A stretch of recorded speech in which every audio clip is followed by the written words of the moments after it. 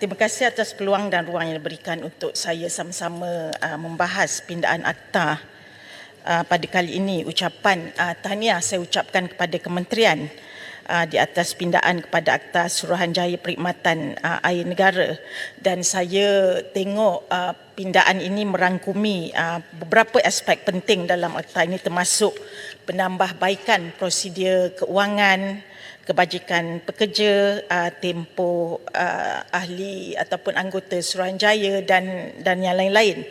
Dan saya menyambut baik usaha yang dilaksanakan oleh kerajaan untuk memberikan beasiswa kepada pekerja dalam industri perkhidmatan air, dan sudah semestinya inisiatif ini bukan saja dapat meningkatkan motivasi para pekerja, tetapi juga merupakan satu pelaburan jangka masa panjang untuk meningkatkan tenaga kerja berprestasi tinggi yang diperlukan oleh negara.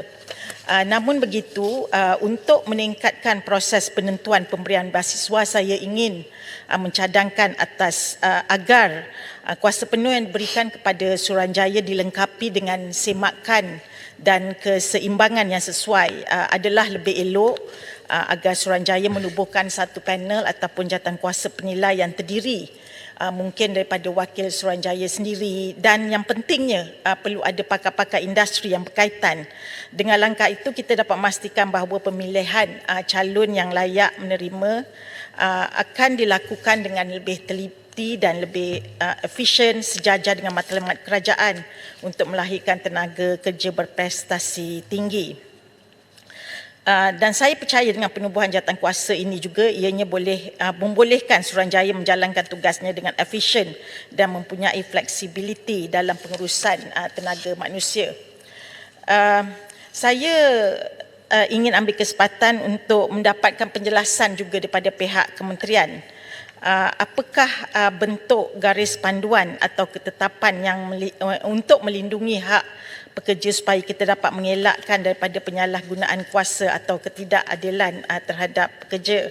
Dengan pindaan akta ini, kita perlu memastikan bahawa Suruhanjaya juga perlu bersiap sedia untuk menghadapi cabaran semasa seperti fenomena El Nino, dan menurut Met Malaysia, fenomena ini dijangka meningkat pada penghujung tahun ini sehingga awal tahun hadapan dengan kebarangkalian melebihi 90%, dan fenomena ini boleh menyebabkan cuaca yang tidak menentu, termasuk kekurangan bekalan air.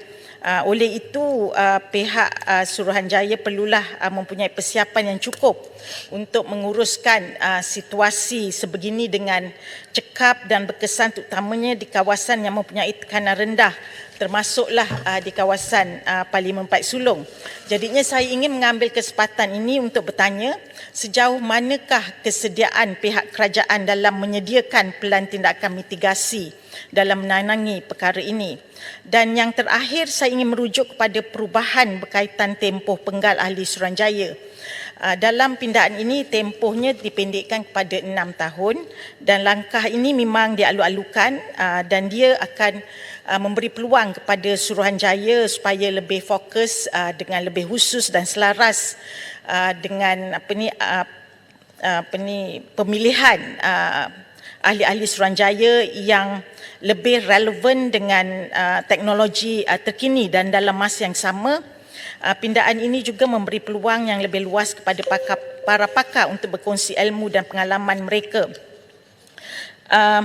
Walau bagaimanapun, saya nak minta kementerian juga pastikan bahawa perubahan ini tidak mengorbankan kesinambungan dan kelestarian Suruhanjaya dalam supaya boleh menumpukan kepada kelangsungan organisasi dan kebolehan untuk meneruskan perancangan jangka panjang.